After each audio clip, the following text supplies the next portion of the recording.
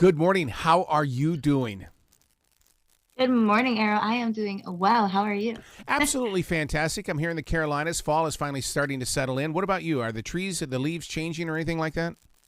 Not here in Florida, Oh my God, but you! you're lucky. That's beautiful. I am blessed with the opportunity to talk with a lot of people from Florida, and because so many people travel between the Carolinas and Florida, and it's just, I mean, the stories, and they come up here during the fall so they can see the colors. Yep. Wow. So to be there in Florida, though, I mean, it's like it is the central point of all genres of music. If it's music, it's all going to Florida. That's really true. I feel like anywhere you escape, right now I'm living in Miami, but I'm originally from Tampa. But anytime you get out of those big cities, the music is completely different. It's a lot of country in Florida.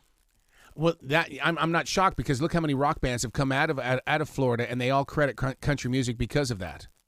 Wow, that makes sense. It's amazing. I've been down there to to the lower parts of Miami, and you go to South Beach, and there's no reason to go inside the club. Just walk the streets and take it all in. Yeah, I agree with you. You will hear the music anyway. That's right. I gotta tell you, when you guys did "Car Wash" from Rolls Royce, you took me back to my childhood because that was my song, and it's like all of a sudden here you were singing my song.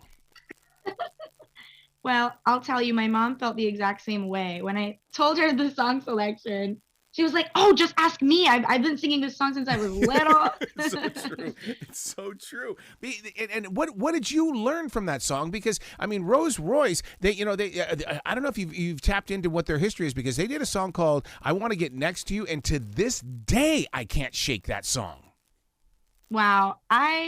I just really, really liked the disco funky feel of it. I always listened to Michael Jackson and Prince and people like them, so I could kind of connect it there and feel a bit of the same vibe. And I really got into it. I'm glad that you watched it because on the stage I was dancing along. I was having a really fun You time. you were dancing along to it, and I sat there and I thought, oh my God, is this going to be the rebirth of disco in America? I mean, you know who else is kind of doing it lately? Dua Lipa. I'm Yes. really, really happy with her music because she's bringing it back for sure. You are so right about that because I remember when Dua first appeared on the music scene, and I had one of those vibe moments going, oh, this Yep. is Donna Summer all over again. Yep. When you hear somebody like Dua Lipa take a chance like that, she took a leap of faith to do that inside the electronic world. I realize that EDM and stuff like that is that thing, but if you don't do it right, you're not going to be found. I completely agree with you. I have been making songs with my brother, who is an EDM producer, and the way that I sing is normally pretty jazzy. On the show, I've had to incorporate some pop, happily, but in general, I'm like a really jazzy, soulful singer. So trying to mix the genres, it's hard to make it commercial, but we're trying really hard. So you telling me that you're having a Billie Eilish moment where you guys are working in the same studio together? 100%. We always Oh tell my everybody God. we're the Dominican Billy and Phineas. Oh my God! Because I didn't have that as a kid. What I had as a kid was I had Lincoln Logs and boxes that I used as a drum, and everybody else in my family said he's so weird. He's just so What? weird. That's not weird. I totally get it. You need to hit on something. Yeah, my father is the one who he's a real estate broker, and during the recession, he actually bought us some music equipment so that we weren't bored because, he's a realtor, so the recession took a lot of our money away, but he didn't want us to just be home not being creative. Right. So that's where it all started. Now we've lived in studios ever since. I'm so with you on that creativity because so many people don't understand that creativity is it's an art form, it's an escape, it is that one place that you can go to no matter how old you are. Absolutely. How do you keep it exercised and strong and stuff like that? Because I'm a daily writer. I mean, first thing in the morning before we even got into this studio today, I've got to do my 3 pages. I've got to write no matter what. Mm-hmm. I really love to go to, there's this botanical garden that I have a membership to. Yes, I just need to be surrounded by nature and by myself. My brother will send me the beats and I will write to them on my own. I've done co-writing before. I've worked with a few artists. I had like a songwriting contract recently with Jon Secada. So I can do the collaborative thing too, but I really prefer just writing by myself in nature. I got to tell you, I've been with Jon Secada, and I will never forget when Jon Secada and Gloria Estefan first appeared on the music scene. Their main mission was to put focus on future musicians from the Miami, Florida area. And to Wow. hear that you had that connection with him, I went, "Oh my God, he is That living makes up to his so word." much sense. Yes, that makes so much sense. He scouted me. He saw me on YouTube, and I was still living in Tampa at the time. And he's the reason I moved to Miami for that contract. He just wanted to help me find my sound. And we wrote so many songs together that are sitting waiting to be sold. Don't you love that though when music connects people that you know only a dream can make it possible, but when the dream becomes your reality, all of a sudden it's like, oh, well, this really isn't about now, it's about who we're going to inspire. Yep. Oh, absolutely. Musicians are the biggest teachers that there are. I mean, love academic teachers as well, of course, same part. But I feel like the children are also definitely listening to lyrics and actually applying them into their life. And it's kind of scary with the way that that goes lately. But there are musicians who are here to help and write for the good of people. And you became a part of the Dora Explorer. Just your history alone, it's like I go, oh, I've talked with Dora, I've talked with all those people from Dora, and then Jon Secada and stuff like that. I'm going, this girl is following me. We keep doing the same thing. Yeah, I've been really fortunate. And I would definitely give my thanks to YouTube because that's a platform where people can actually just hear you and decide that they want to work with you without meeting you in person first. It's really lucky. I'm so glad you brought up YouTube because that's how Bieber got started too, and it's such a tool, and you're using it as a tool. But how do you get by that part in a viewer's mind where we have to sit there through that 5 seconds of a commercial, and if you don't hit that hook of the song as quickly as possible, that viewer is gone. Oh, yes. I have to think about that really often. um, Man, I don't know. I just really practice really hard. And I think about that all the time, what the viewers want to see from home. Nobody likes to hear a song that's overdone. Yep. Um, Something that they can sing along to for sure. And then adding a couple of those really difficult runs and riffs and stuff helps sometimes. But I also have heard that I do too much. But I just sing as myself. So they can take it or leave it. Interesting that you say that you do too much because I've had more program directors tell me the same exact thing about being a jock on the air. But the thing is, they go, but hold on. I'd rather you do too much because I can pull you back. Have you heard the same thing? Yeah, thank you for saying that because it's so true. Imagine if we came into this industry super boring. Oh, God. I mean, it's way harder to add to it than to pull back. Oh, my God. So my sister and I last night were talking about Ariana Grande without her ponytail this last time. I mean, what was that? Is that not? It's like, what? Hey, what's going on here? You should see my direct messages on Instagram. They are all about that. People are asking, oh my gosh, you got to see Ariana without her ponytail. Oh my gosh, what does Ariana smell like? I get that at least once a day.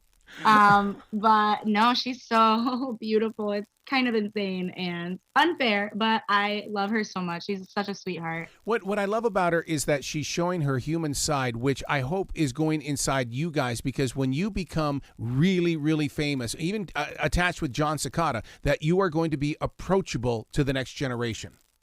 Of course. Yeah, it's really hard for a polished musician like her to show who they are as a person past their music. But this show has really given her the platform to do that. A lot of the viewers are separate from the viewers who would usually listen to her music. So she's creating like a whole new audience now. I really love it for her. And she really is a sweetheart. So I'm glad that it's actually showing through and that people can tell. Well, I got to tell you, I'm a little jealous of something about you. I still have a cassette tape. Well, I don't know if you're old enough to remember what a cassette tape is. Of course. But my father, I have him yelling up the stairs to tell me to shut up because I was singing in my bedroom. That's not how your parents reacted to you. No, man, no. The way that I started singing, I remember just singing all the time, being little. But when I was 6 years old, my mom heard me in my room and she did not yell. She decided to get me an agent and we just worked from there. So when did you realize it's like, oh my God, I sing like the birds outside. I sing. There's something about how this stuff is flowing from me that I got to keep working on it.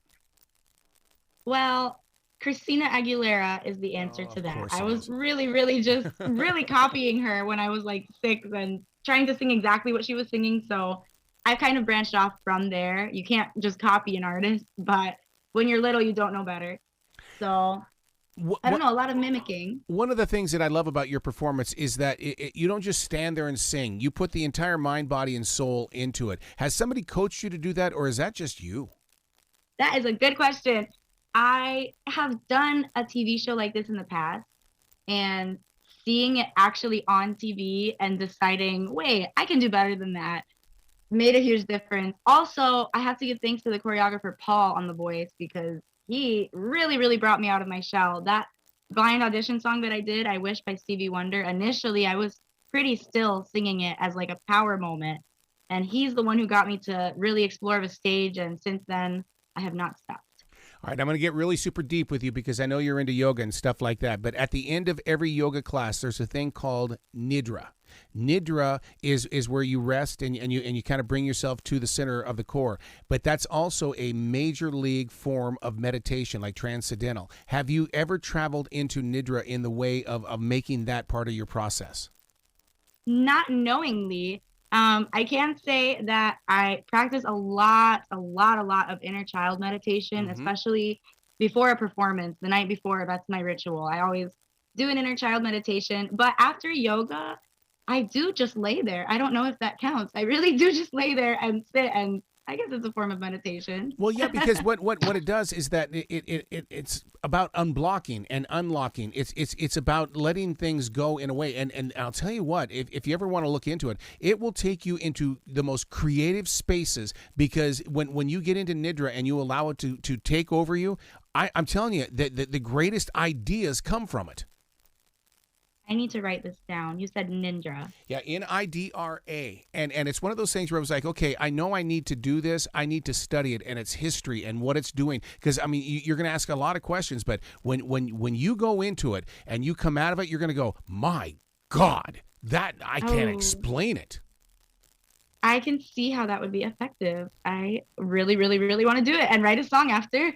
Oh, yeah. And then the thing about it is that then this way you're going to find out that and it's free. That's the thing I like about it. It's free. I love a free thing. That is one thing about me. I don't want to say I'm cheap, but I definitely like to save my money. And any activity that I do is free. I'll go to the beach or something or take a walk. Is it kind of weird that you're down there in the Miami area, but people up in the Seattle area are finding spirit in you? Oh, I love to hear that. Yeah, it's really weird. I'm noticing that a lot of the people reaching out to me are from different countries, God, and I know. think that is because of Ariana. I really do because The Voice is like an American show, but she's kind of expanding it farther, and a lot of the fans are from Brazil, Peru. And they always say the same thing. Tell Ariana to come here to Peru. I'm like, what about me? I love it when people will like I'll catch a blessed with an opportunity to talk with somebody and they'll say, hey, can you send me information so I can talk to him too? I'm going, I have no idea how this even happened. I'm just blessed with the opportunity that there was a connection. Yeah, there's a whole lot of that, but I can't complain. I understand. I mean, people want to see the queen. But when are you going to give yourself some credit? I think that people still need to see some more of me because I really, really love my past 2 performances so much. I'm really, really proud of them, but I know that the stuff that's coming is more. Like I want people to hear more. I didn't want to overdo anything. I think that my moment is really close. Oh, my God. I love your spirit and your heart. You got to come back to this show anytime in the future. The door is always going to be open for you. Anytime. Okay, I'll be here tomorrow. Okay. I'm just kidding. Have a great day today, okay? Errol, you have been amazing. Thank you so much.